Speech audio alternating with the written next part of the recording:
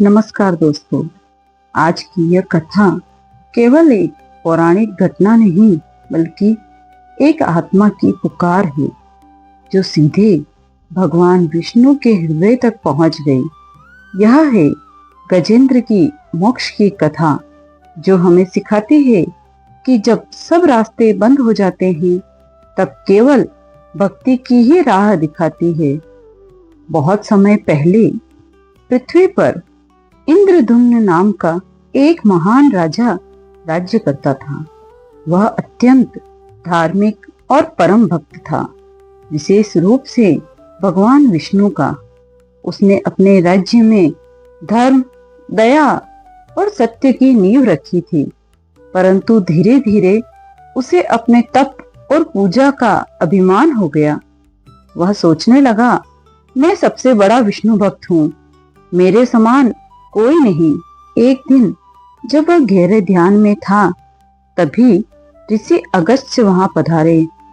राजा ध्यान में इतना लीन थे कि उसने उठकर ऋषि का स्वागत नहीं किया। यह अनादर देखकर ऋषि क्रोधित हो गए और ऋषि बोले, राजन, तू भले ही बड़ा भक्त है, पर तेरे भीतर अभिमान ने जगह बना ली है। जब भक्ति में मैं आ जाता है तो भगवान दूर हो जाते हैं। तेरी यह देह अब पशु योनि में जाएगी। ऋषि का श्राप लगते ही इंद्रधुम्न ने मन में पश्चाताप किया। वह बोला, हे ऋषिवर, मैंने अनजाने में अपराध किया। कृपा कर इतना आशीर्वाद दीजिए कि मेरी स्मृति में भगवान विष्णु का नाम सदैव बना रहे।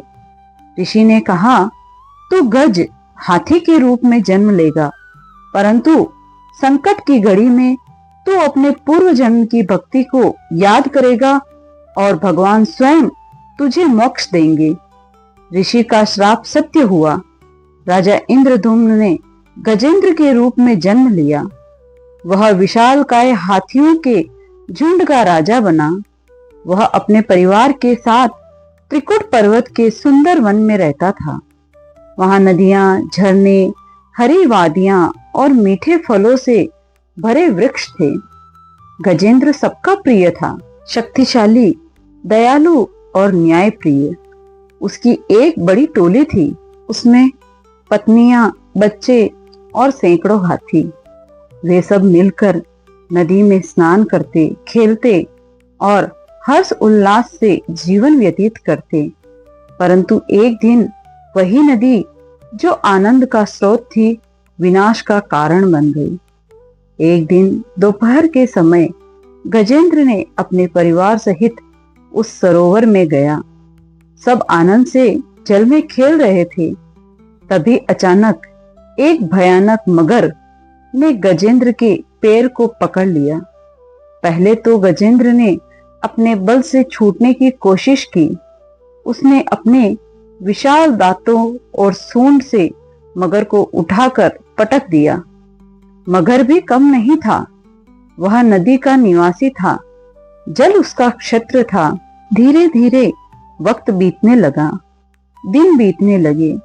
सालों साल तक दोनों का संघर्ष चला। मगर जल में मजबूत होता गया और गजेंद्र कमजोर। अब गजेंद्र के साथी भी थक कर चले गए।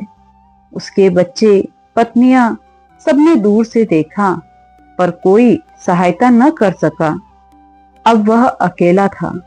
उसका शरीर थक चुका था, उसकी शक्ति खत्म हो रही थी, पर भीतर की आत्मा अभी भी पुकार रही थी। थक हार कर गजेंद्र ने अपने भीतर झांका। उसके मन में पिछले जन्म की स्मृति जाग उठी। उसे एहसास हुआ कि संसार में कोई नहीं, केवल भगवान ही सहायक है। वह सूंड उठाकर आकाश की ओर देखने लगा और रोते हुए बोला, हे नारायण, हे जगत के पालनहार, मैं अपने बल, अपने परिवार और अपनी बुद्धि पर विश्वास करता रहा, पर आज जब सब व्यर्थ सिद्ध हुआ, अब मैं तेरे शरण में आया हूँ। तू ही मेरा उद्धार कर सकता है। वह कहने लगा, हे प्रभु, जो अपने भक्त की पीड़ा को दूर करते हैं, जो असहाय की पुकार सुनते हैं, उसी भगवान को मेरा नमस्कार। मैं तेरा दास हूँ, मुझे इस माया के बंधन से मुक्त कर। यह पुकार केवल एक हाथी की नहीं थी, यह आत्मा की पुकार थी। जैसे ही गजेंद्र ने भगवान को सच्चे मन से पुकारा, वैकुंठ में बैठे श्री हरि विष्णु बेचैन हो उठे। वे बोले, मेरा भक्त संकट में है। उन्होंने बिना देरी किए गरुड़ पर सवार होकर पृथ्वी की ओर प्रस्थान किया। उनके हाथ में सुदर्शन चक्र था, नेत्रों में करुणा और मुख पर तेज। सरोवर में पहुंचे तो देखा गजेंद्र लहूलुहान है, मगर उसके पैर में दांत गड़ाए हुए हैं और वह आकाश की ओर सूंड उठाकर नारायण पुकार रहा है। भगवान ने तुरंत सुदर्शन चक्र छोड़ा। एक ही क्षण में मगर का वध हो गया। मगर का शरीर छूटते ही उसमें से एक दिव्य तेजस्वी रूप निकला। वह बोला, प्रभु, मैं एक गंधर्व था जिसे ऋषि ने श्राप दिया था। आपके दर्शन से मुझे मुक्ति मिली।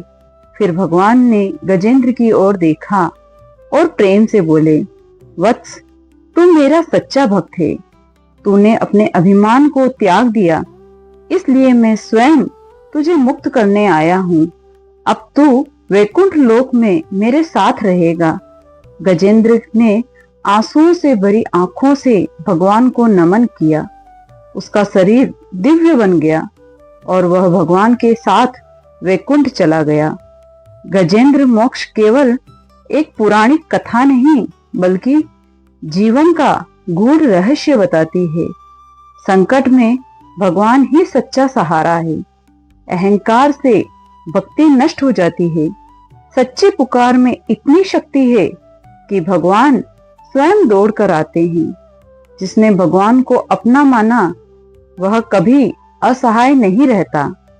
जब गजेंद्र ने अपने सूंड को आकाश की ओर उठाकर कहा, हे नारायण, मैं तेरा हूं, तो उस क्षण पूरी सृष्टि जैसे थम गई।